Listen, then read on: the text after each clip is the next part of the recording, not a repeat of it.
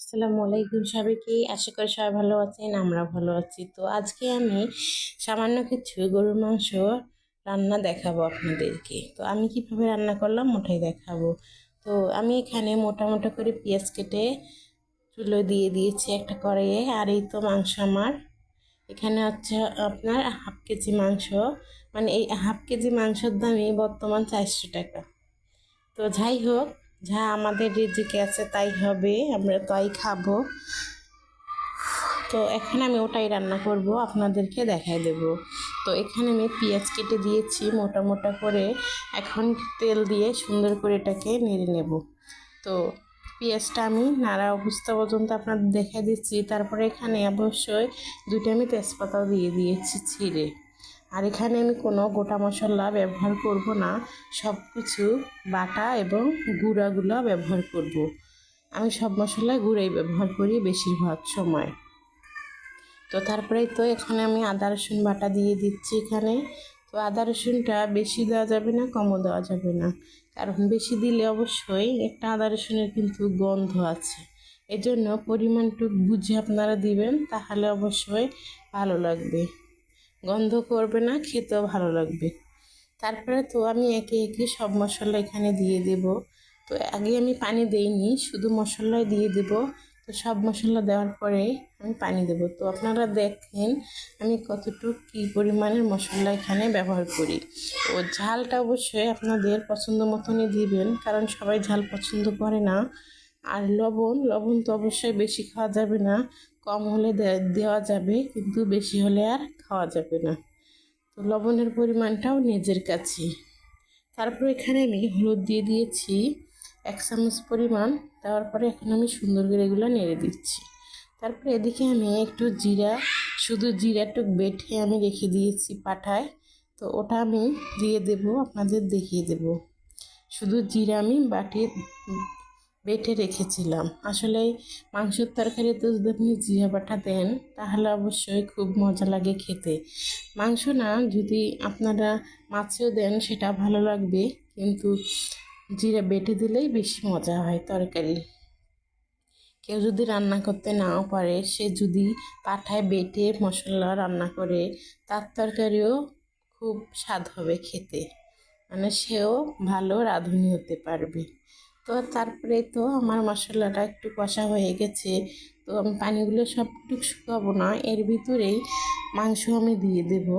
অনেকজন অবশ্যই মাংসটা মশলার পানিটা শুকিয়ে নেয়, তো আমিও নেই, কিন্তু এখন আমি নেব না, কারণ এটা রমজান মাস, অত সময় নিয়ে রান্না করার কোনো সময়ই কারো হাতে নাই।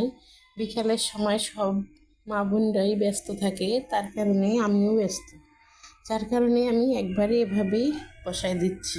তো এই মশলাটুকের ভিতরে এই মাংসটুকু আমি কিছুক্ষণের জন্য কষাই নিয়ে নেব সুন্দর করে। তো এই তো এখন আমি নেড়ে দিচ্ছি ভালো করে, পুরো মাংসটার সঙ্গে মশলাটা মিক্স করে ফেললাম। ফেলার পরে আমি দিয়ে দিচ্ছি পানি দেব না, একটু ঢেকে দেব। ঢেকে দেওয়ার পরেই আপনাদের দেখিয়ে দেব। তো এই তো এখন দেখুন মশলাও কষা হয়ে গেছে, মাংসটা একটু কষা হয়ে গেল, তাই না? তো তারপরে আমি এখানে সুন্দর করে নেড়ে আবারও পানি দিয়ে দেব। তো আমি এই পাত্রটা চেঞ্জ করব এখন, কারণ এইটাতে আমি মাংস রান্না করব না, আমার কাছে সুবিধা মনে হচ্ছে না, যার কারণে এই তো ছোট্ট একটা পাতিলে আমি মাংস বসাই দেবো। আসলে এইরকম পাতিলে আমি দেখেছি আমার দাদি বাড়িতে, আমার মা, আমার চাচি, আমার মা সবাই এরা এই পাতিলেই রান্না করে। আসলে এই পাতিলে নাকি মাংস রান্না করলে মাংসটা তাড়াতাড়ি সিদ্ধ হয়, যার কারণে আমি আজ বসাই দিলাম। আর আজ কি না, আমি সবসময় এটাতেই বসাই দিই মাংস, গরুর মাংস রান্না করলে। তো আজকে আমার অল্প একটু মাংস, যার কারণে পাতিলের একদম তলায় পড়ে গেছে। তো এটা কোনো ব্যাপার না, কারণ এখন বর্তমান যে গরুর মাংসের দাম, তাই এতটুকু যে আমরা খেতে পাচ্ছি সেটাই আলহামদুলিল্লাহ আল্লাহর কাছে, যে আমরা খেতে পেরেছি।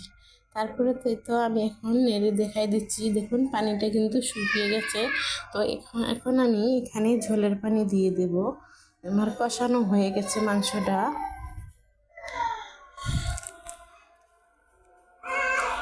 এই তো এখন আমি পানি দিয়ে দিচ্ছি এখানে।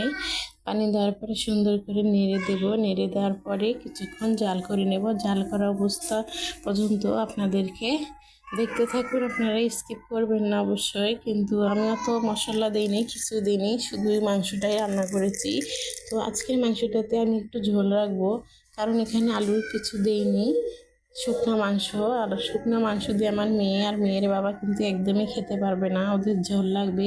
যার কারণে আমি একটু ঝোল ঝোল তৈরি করে আজকে রান্না করব।